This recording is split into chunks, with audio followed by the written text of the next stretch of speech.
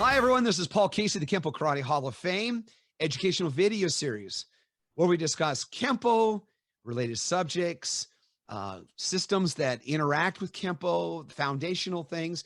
And sometimes we're very lucky to have special guests that come on. Presently, we're going to have an interview with one of the 2021 Kenpo Karate Hall of Fame inductees, Mr. Trever Sherman, an amazing individual who has made many contributions to the martial arts.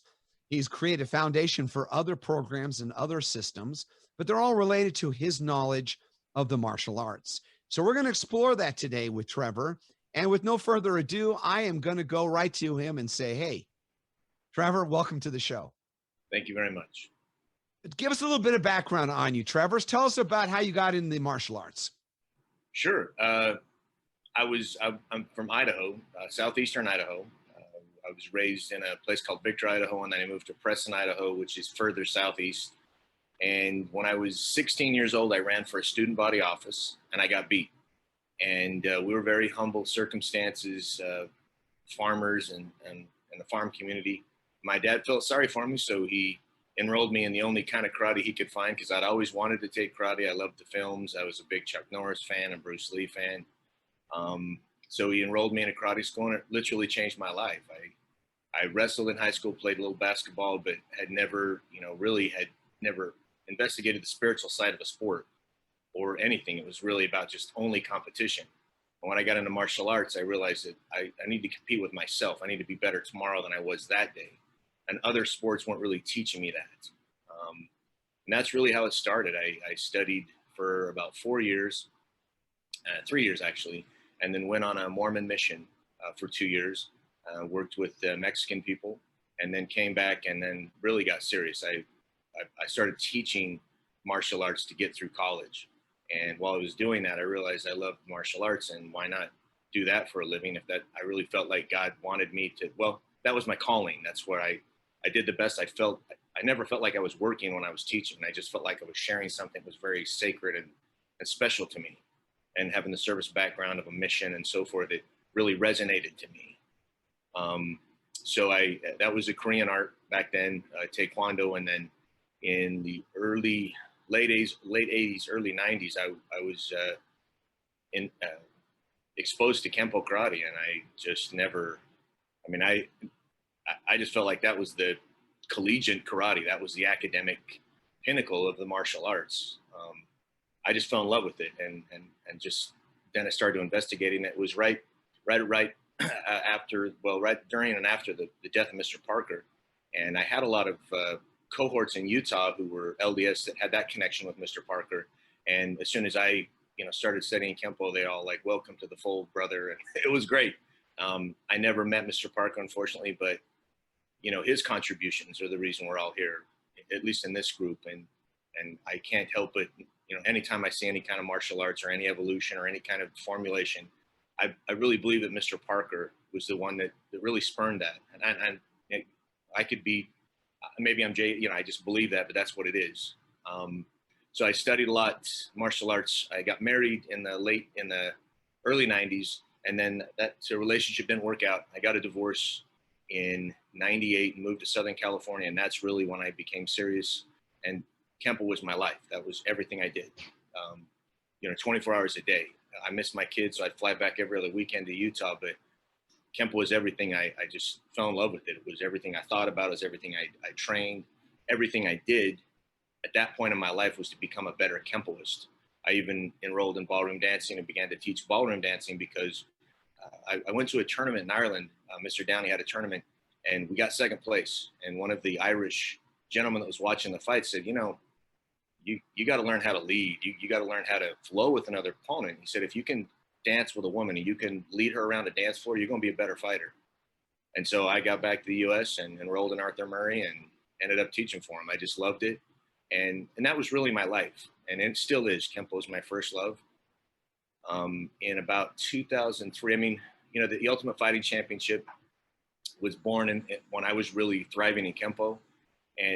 And then I really noticed that jujutsu was coming to America, and I had the opportunity to go to Brazil in 2000, and made egregious mistake of wearing a black belt. I was invited to a jiu-jitsu class, and like an idiot, I wore my black belt in there, and I was punked for probably 2 hours. I just have never taken the beating I took. Tap, tap, tap, and I didn't speak the language, so screaming "ouch" didn't work. And then they finally explained to me a tap. But it was really humbling for me that there was this whole world on the ground that I knew it was there. I wrestled in high school, but I didn't realize that there was you could fight off your back, that kind of thing. So I started to develop a respect for Brazilian jiu-jitsu. And I've always loved judo. And I always realized that was a part of Mr. Parker's training as you read his books and other, great fighters a lot of them have a base in judo.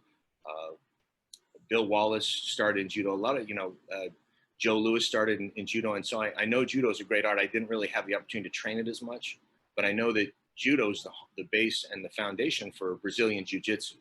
And so I just kind of really, after I went to Brazil in 2000, I started to train jiu-jitsu.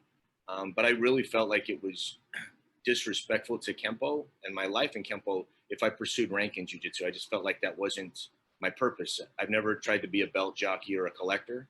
And it's always been offensive to me when I have 5 black belts and 5 different arts. I think that's so disrespectful. I think it's better to say I have experience in other arts, but to mention, a litany of belts you have in other arts is really, it's just shallow. I don't really like it. So I never pursued rank, but I just wanted to find the best guys to grapple with and go in and just wear a white belt and just roll and have a good time. And so I wanted to implement that. I wanted the Kenpo I was really studying at the time. There was no answers for takedowns and takedown defenses. The people that wrestled could defend, but when we would spar in competition or not point fighting, but competition where we go, everyone became a wrestler after a few good strikes. They want to get on the ground. They wouldn't stand up and bang. And so that's where I really felt like I wanted to, express my Brazilian jiu-jitsu skills, my grappling skills. I use grappling more because it's more of a mixture of Brazilian jiu-jitsu and American folk wrestling. I had the opportunity when I moved to the Valley. That's down the road. But anyway, so I guess in about 2003, 2004, I monkeyed around in MMA enough to take a couple of professional fights and realize I'm not a professional MMA fighter. But I just love the training. I love the camaraderie. It's a lot of the stuff that I felt when I first got into Kenpo in those years when I was really involved in it. So about 2003 to 2005, my life took a turn. I met a woman I loved to death and found out what true love was. I moved to Los Angeles to live with her and actually worked for child services. I didn't teach Kenpo. There's a lot of schools in Los Angeles and it's really hard to hang out your own shingle. So I started working for a adoption center. It's called McKinley's Children's Center. I worked with high-risk youth, a level 14 facility that it was a lockdown. Did that for a few years while I just, again, was studying Kenpo. I was studying jiu-jitsu.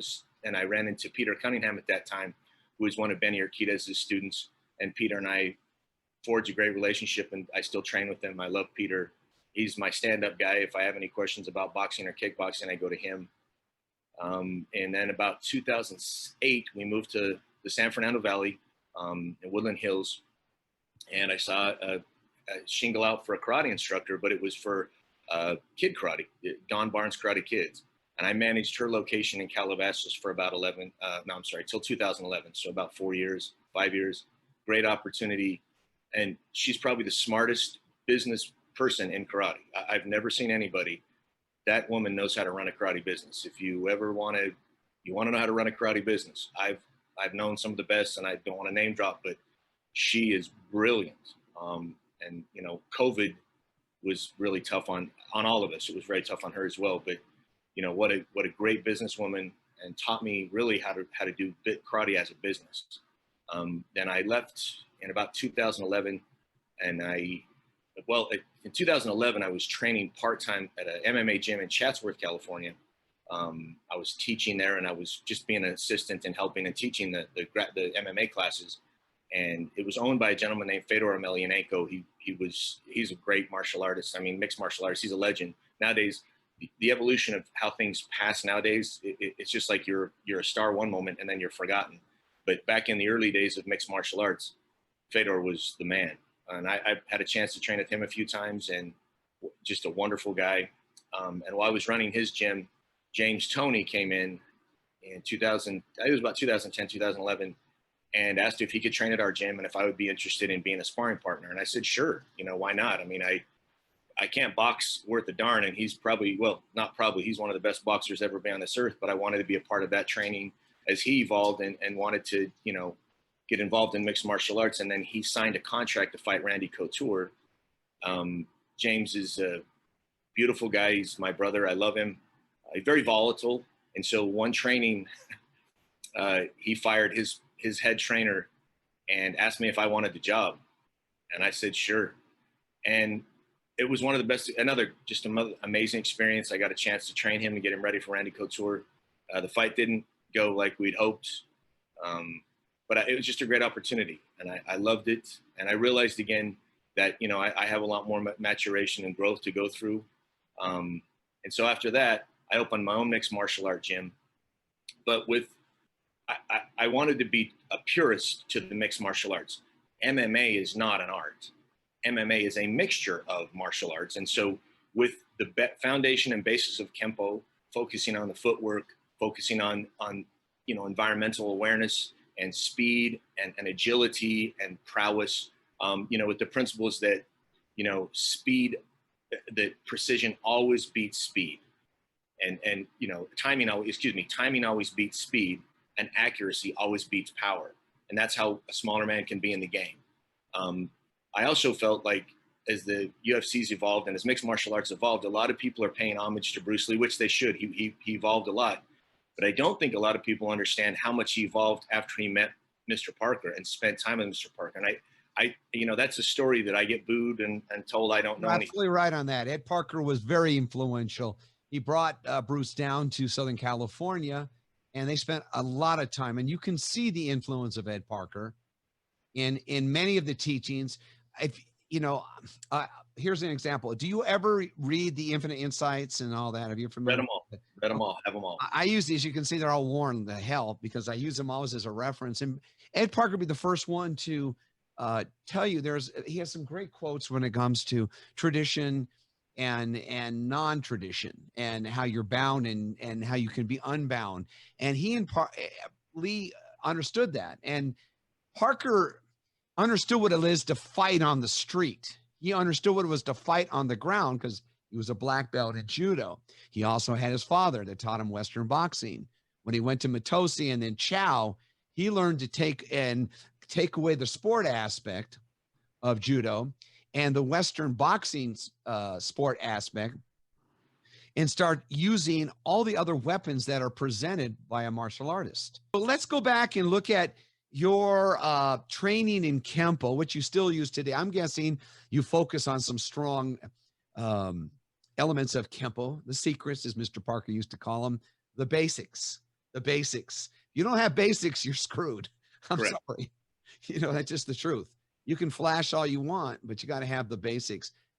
How do you take the basis of Kenpo and then your groundwork, which you're from, you have your judo background and your jujutsu background, and how do you do the transitions between the two? How do you explain that to the students, or do you separate them and then let them merge in a certain way? Yeah, I mean, exactly. What I do is I have a 4 focus curriculum. 1 is stand-up, 2 is clinch, 3 is ground, and 4 is self-defense. And the self-defense is something that is 100% Kenpo, which I've never seen any other mixed martial arts school teach. The stand-up is a mixture of Kenpo footwork, Kenpo strikes with boxing and American kickboxing, and just a little tiny bit of Muay Thai as taught to me by Peter Cunningham, of course. The clinch is a little bit of Sambo that I learned from Fedor and his group, the people he trained with, a lot of American folk wrestling, primarily takedowns and takedown defense, and a couple of judo throws, really basic judo positioning with the foot switch and the hip throws and shoulder throws. And then the third is ground. And the ground is primarily for position work is American folk wrestling, and for submissions or defense submissions is Brazilian jiu-jitsu.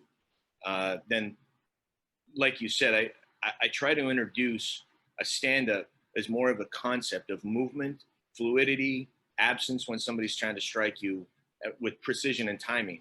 And I believe that Kenpo addresses those areas better than boxing or American kickboxing. Now, there'll be arguments and guys will want to punch me in the face for saying that, but having studied all three, I really believe that American Kenpo, if taught in a very offensive manner, you use it offensively, the footwork is devastating. And the strikes are so masked by the movement of the shoulders and the movement of the head that they're devastating. There's no wind up if it's done correctly, marriage of gravity and settling into your strikes. You deliver such a powerful strike, it's shocking to the human body.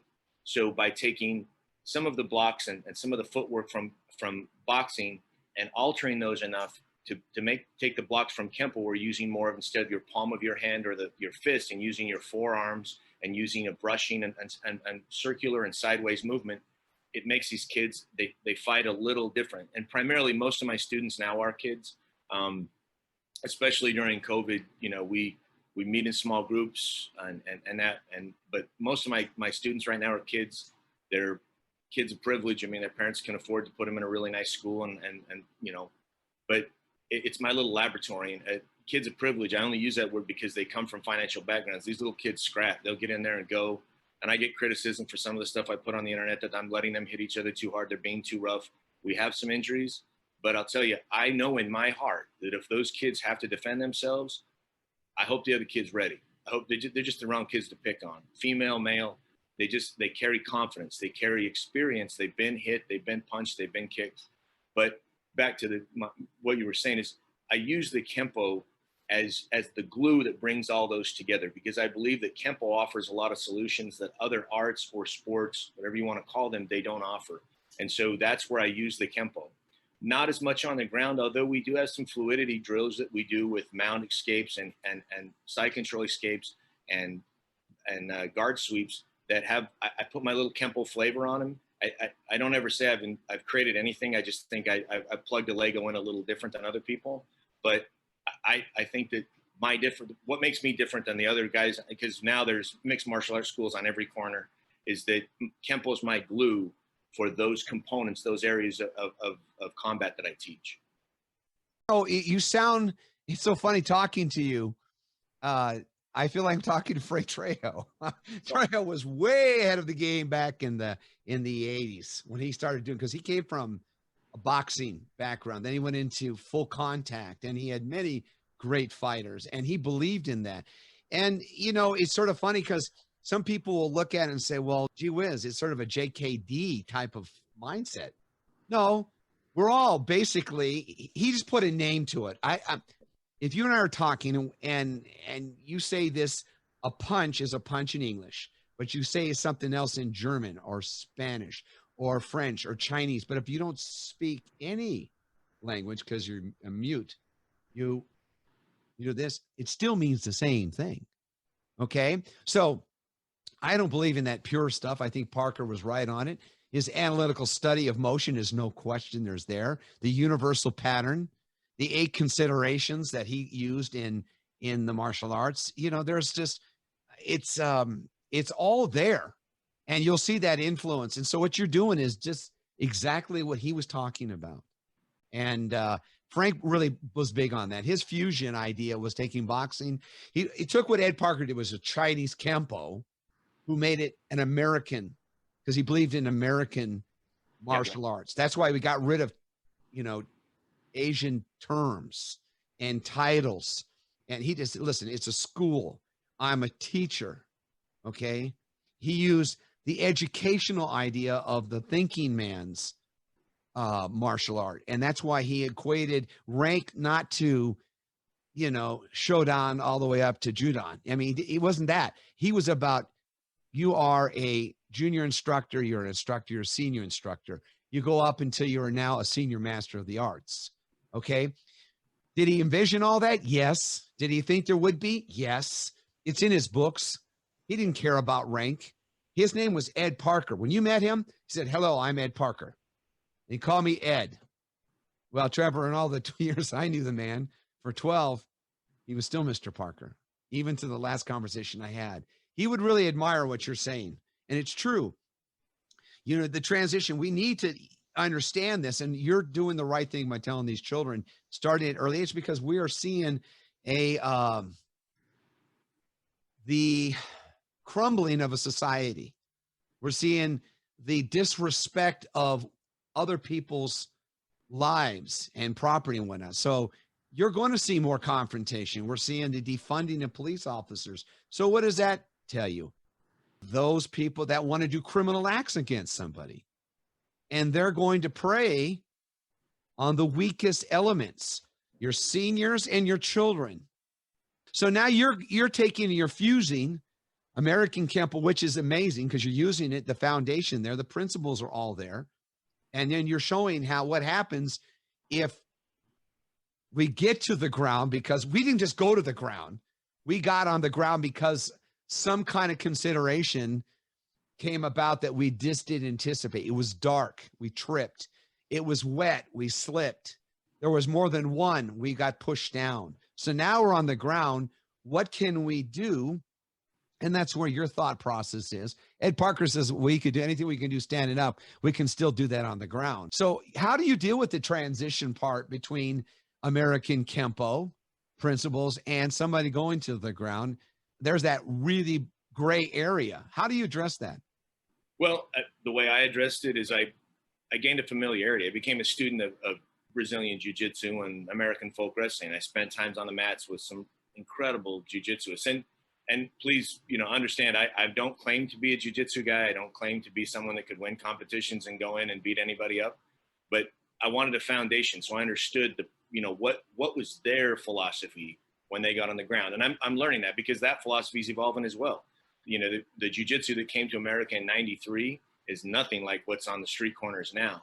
And because of socioeconomic statuses in Brazil, you have world champions that are teaching in parks for $15 an hour. You have guys that have been rolling since they were 4 years old with their dad, and now they're in their 30s and they've won world championships.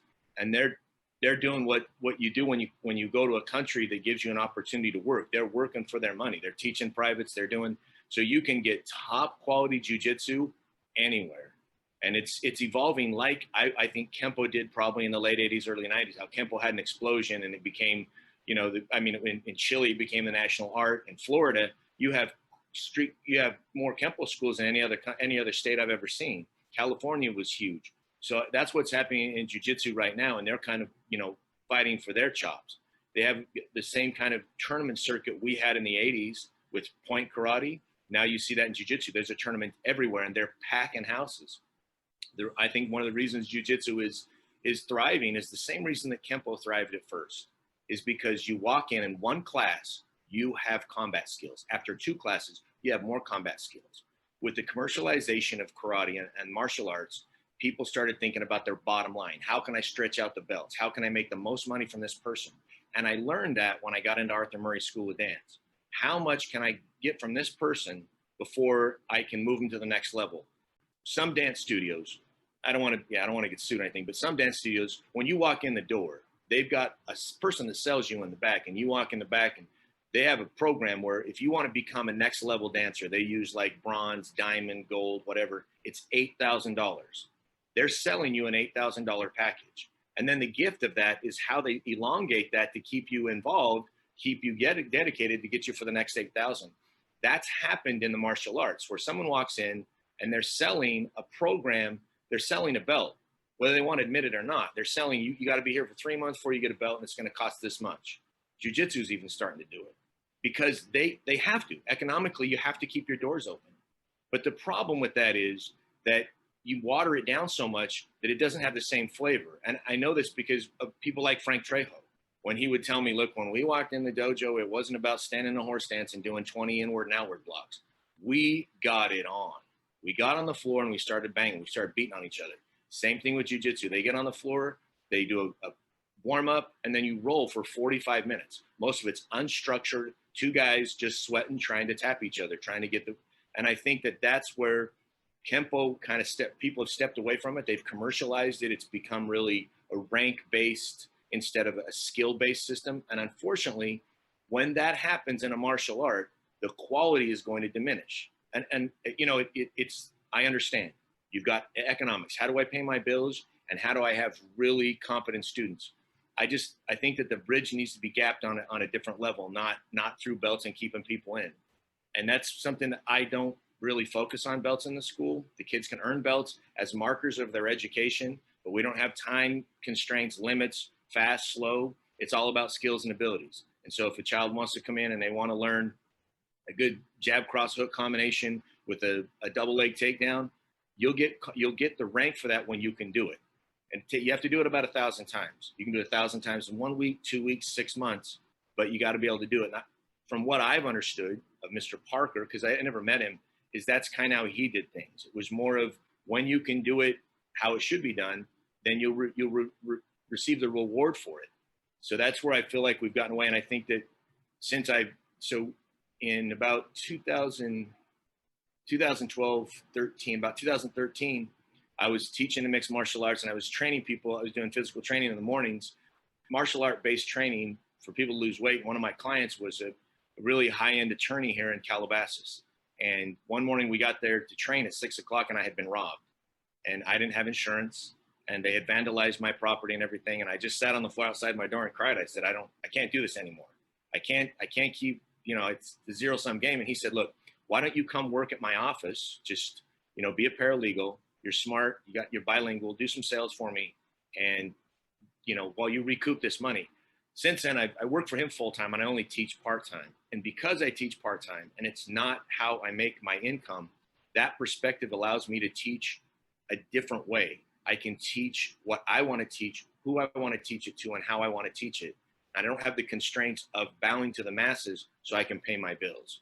And one of the best statements I've ever heard from any martial artist in my whole life, and one time he gave a speech and he said, I can afford to be honest because I make less than 1% of my income in the martial arts. I can afford to be honest. And I can say that now. I can afford to be honest because I make less than 1% of my income in the martial arts. I can follow my heart, not my bank account. And so that's where I feel comfortable. I can make a change in the curriculum. I don't have to apologize to anybody. I don't have to say, look, I can just say I'm making this change because I want to make the change. And if you want to stay with me, you can. And if you don't, thank you for the time we've had together. And that's really what I feel is my unique contribution right now is I don't have an ego. I don't have any bills that Kenpo pay for me. I can follow my heart. I can follow my, what I believe is right. And if I'm wrong, I can admit it and I can move on. And I'm not tied to something because I made so much money off it and I indoctrinated it into people. And now I have to change the students and I have to erase people from my past and I have to cut them out of videos. I don't have to do that nonsense because it doesn't mean anything to me. I'm wrong all the time. That memo gets out all the time, but I'm willing to move forward and to learn. And that's the beauty of life. And you said before we started this, I love it. There's no perfect people. There's no perfect places. There's perfect moments. And, when I look at that and I think about it, I've had a lot of perfect moments in my life and I hope I have a lot more, but I need to focus on those perfect moments, not on disappointments and sad times, because those are going to come too. But the perfect moments are something I can cling on to and get me through those other times. We have cell phones, as you know, modern technology, and that's where some of these perfect moments are. That's where you go, oh, gee whiz, remember this? And we show it. You, in a few weeks, will be honored with 16 other individuals. Those individuals, and I'm going to read this. I have to wear my glasses for this, sorry. Trever Sherman, and you guys all collectively have done amazing things. Mr. Parker had a very good quote that I'm going to use right now. And he says, gratitude gives latitude in creating a positive attitude. Clever use of words. Gratitude gives latitude in creating a positive attitude. I think, Mr. Sherman, you embody that. I think your attitude, your focus, what you're about, you're trying to better these people's lives. It's an amazing thing that you can do for others. Let's go on to a couple other subjects before we conclude. In your travels, have you decided to do any kind of writing?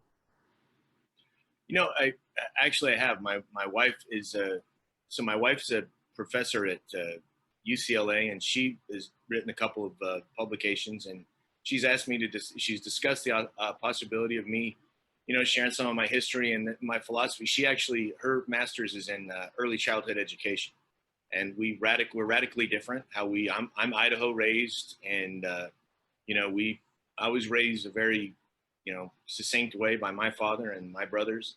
And so we have different views of early childhood education, but we both respect each other's, backgrounds and abilities. And we've talked about that. I've had several people approach me about writing a book on teaching kids.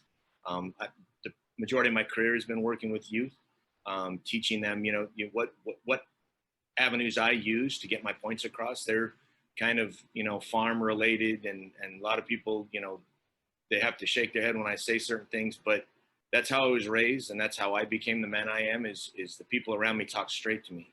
They didn't say things to make me feel good. They told me exactly how things were, and so I try to share that with kids, not in a hurtful way, but in a very direct way. We've talked about that, and then just the experiences. I've really had I've just been blessed to work out with some of the most amazing martial artists on this earth, and I think the best way I could pay homage to them and show my appreciation for our time together would be document that. Because a lot of those folks I worked with aren't well known, but they're the cream of the crop. They're really, chosen, amazing teachers that taught me so much. So those are the two things I've thought about. Yes.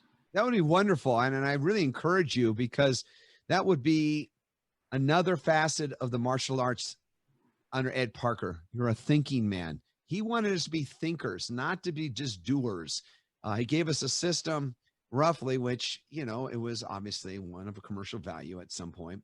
And I really encourage you, Trever, to do that. I think it would be wonderful. And being a member of the Hall of Fame, I am here to be your cheerleader. I will praise that to people, to ask them to reach out to you. And when we get done, I will ask people to actually, folks, if you're listening to this, reach out to Mr. Sherman. He's a wonderful man. He'll help you.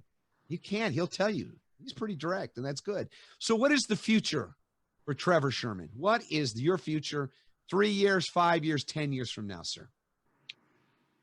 Primarily my personal life, I'm really involved in the Elks, the Elks organization. My wife and I are. I've held offices there, and I want to continue to do that. We want to retire within the next 10 years and travel the States, get to know the United States. I want to spend as much time with my family as I can, because that's a finite amount of time, and I want to do that. Martial arts, that kind of crosses over into family. I've got a couple of pretty large groups in South America that I work with, in Bolivia and in Argentina. I love those gentlemen, and I just want to provide them with, hopefully information that they can use, and they can market, and they can become successful with.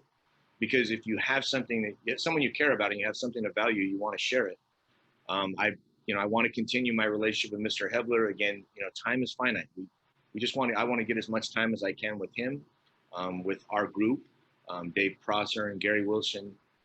Just wonderful people. There's a lot of guys that have been fragmented in Kenpo from my earlier time. They trained with me, and they left for personal reasons and offenses. And I'm trying to gather those guys together and say, look, we have a love. We have a common thread. Let's get together. Let's do this again. We're not too old. We're not too weathered. And again, history is just to learn from. It's not to shout from the rooftops. Anyone that spends too much time talking about their past in a negative way lives in that past. And I don't want to be that guy. And I do want to mention too, the list of people you mentioned, I don't feel worthy to be with that group. I'm honored. I'm very honored. Thank you so much. Thank you, Mr. Hebler, for nominating me. I'm humbled. I never thought in a million years I'd be on a list of names like that. And it's just an honor to me. And I'm very thankful for that. You've earned it. You've earned it. You have to understand, Mr. Parker believed in family. He was Hawaiian born. Family was everything. You were part of his extended family. He would be the first one, if he was here right now, physically here, he'd shake your hand and say, Trever, it's nice to have you with us. We're so happy. We're proud of you. He would say that. He was a genuine human being. And there are so many more pages to the life of the Sherman family. Your father, your mother, your wife, your children. You have so much to offer. You're right. We're only here for a short period of time. We've discussed this before you came on. And I see great things for you. I truly do. And I'm really honored that you would come on today. And we look forward to seeing you here in Las Vegas. It will be an amazing evening, a celebration. And I call it a celebration of greatness. And your peers will all be there. And I wish you continued success. Please always reach out anytime. We love having you.